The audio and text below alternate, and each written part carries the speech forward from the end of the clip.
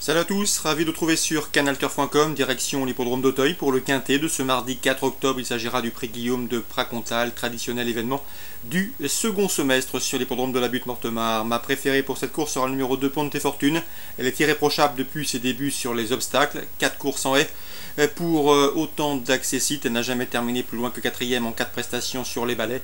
Elle a effectué une bonne course de rentrée, se classant 2e du bien composé prix Mélanos. Je la pense ici capable de fournir la lauréate de cet événement. On lui posera le numéro 6, Rappeur des Mottes, le numéro 5, Big Ball, le numéro 9, Maliba, le numéro 11 dans cette épreuve également, à savoir Chérec, et le numéro 1, Capivari. Ces chevaux ont participé au prix Alain et Gilles de Goulaine, le quintet plus référence du 15 septembre, c'est-à-dire le mois dernier, sur ce tracé, 6 classants respectivement 3e, 5e, 4e, 6e et 1er.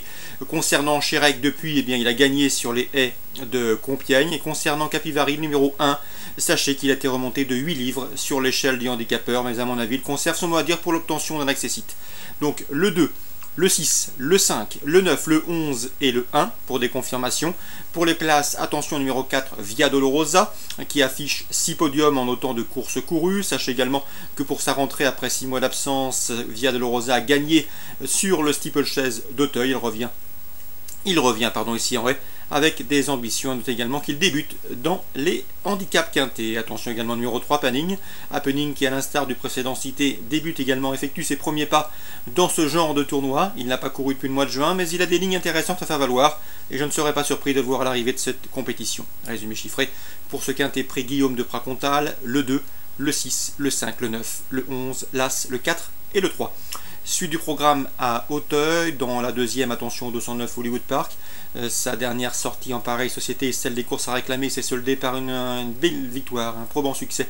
C'était courant juin, à mon avis, une confirmation est là aussi attendue, c'est un candidat sérieux pour le succès.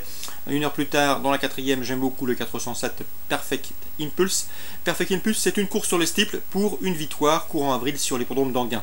Et pour sa rentrée, cette jument s'est classée 4e du prix Mélanos sur les haies, à mon avis, pour son retour sur le steeplechase. Elle devrait jouer la victoire, le 407 Perfect Impulse. L'opposition, sans doute le 401 Saint-Xavier et le 402 Bariton, lesquels ont en commun de rester sur une victoire sur le steeplechase. 407, 401, 402. On passe à la 7e, a priori 3 chevaux se dégagent pour d'éventuels couplets et trios. Il s'agit du 701 La Sulfureuse, confirmé sur l'hippodrome d'Auteuil, le 702 Pinson Dureux et le 705 Balentin. Ces 3 chevaux sont en 64 de valeur et à mon avis ça doit suffire ici pour jouer les premiers rôles. 701, 702, 705, Salon de Provence, Réunion 2, un coup de cœur à vous indiquer. Il s'agira du 503 Rook. Rook qui est surtout un habitué du défi du galop. Cette fois, son entraîneur David Anderson a fait un petit écart et il a préféré l'engager dans cette épreuve où il fait face d'ailleurs à un engagement de choix.